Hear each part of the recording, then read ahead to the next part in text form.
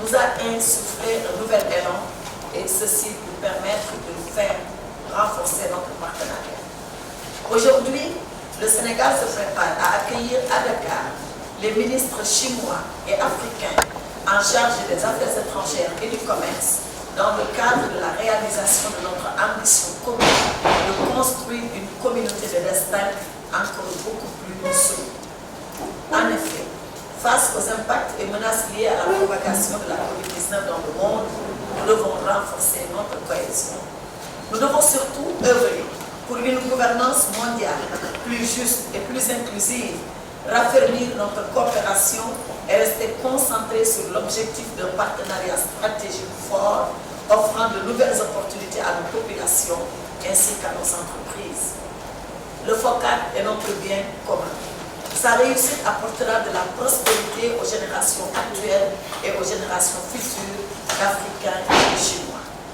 Telle est la vision que partagent ensemble les présidents Xi Jinping et Macky Sall.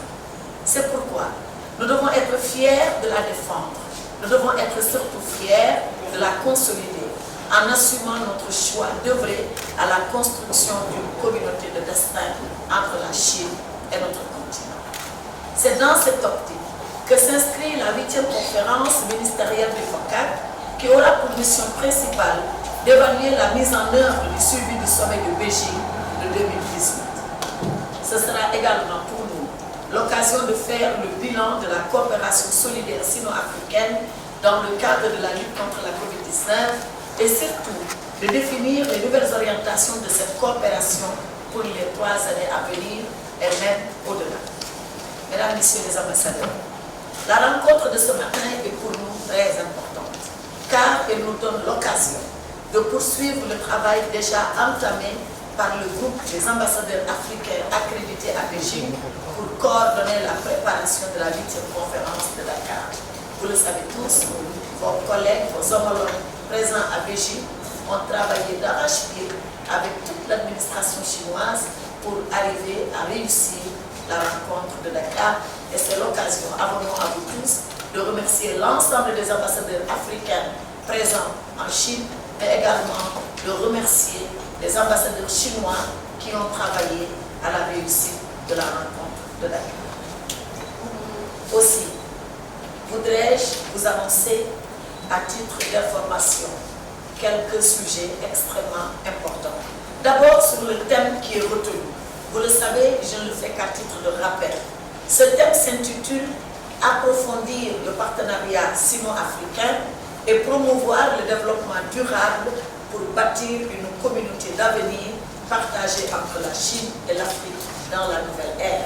Voilà le thème autour duquel nous allons nous entretenir avec nos partenaires chinois et arriver à dégager les perspectives pour les 3 prochaines années à venir. Ensuite, sur le volet scientifique, notre conférence devra adopter 4 documents qui sont les documents stratégiques fondamentaux de la conférence. C'est la déclaration de Dakar, de la 8e conférence ministérielle du FOCAC, le plan d'action de Dakar 2022-2024, la vision 2035 de la coopération Chine-Afrique et la déclaration sino-africaine sur la coopération sur le changement climatique. Voilà les 4 documents fondamentaux que nous devrions adopter à Dakar après bien sûr échanges, discussions et débats approfondis sur ces questions qui sont toutes des questions d'importance. Il est également important de souligner que parallèlement à cette rencontre se tiendra la 7e conférence des entrepreneurs chinois et africains par visioconférence et en présentiel, en format hybride, comme on le dit.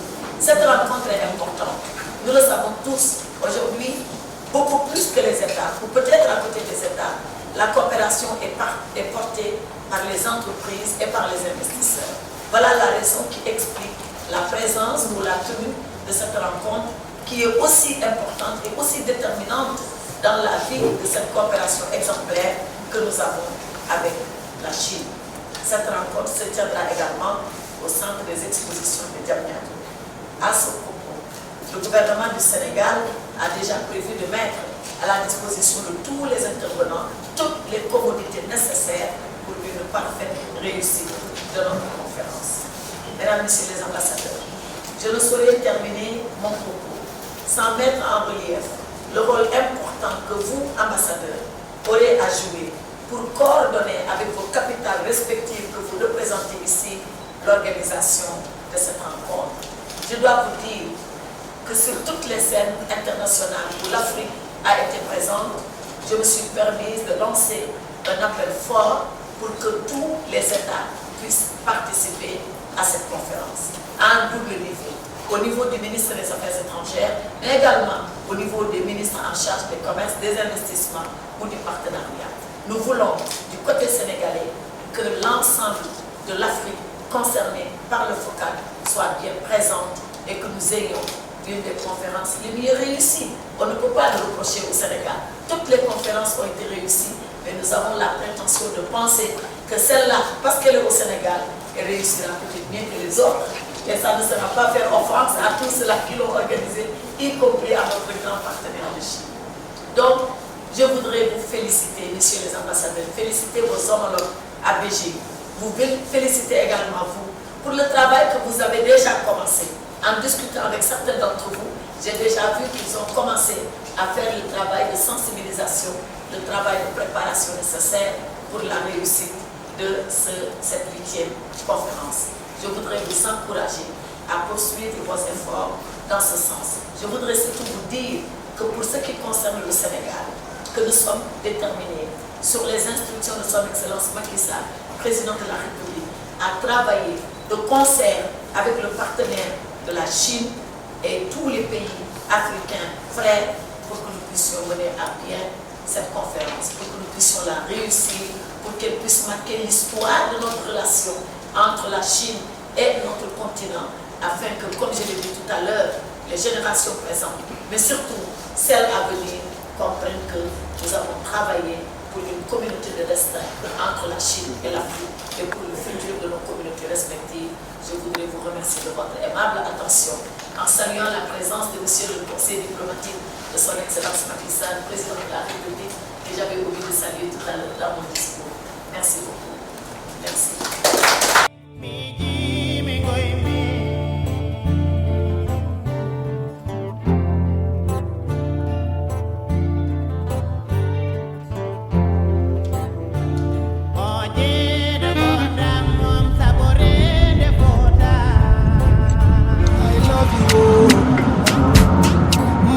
My body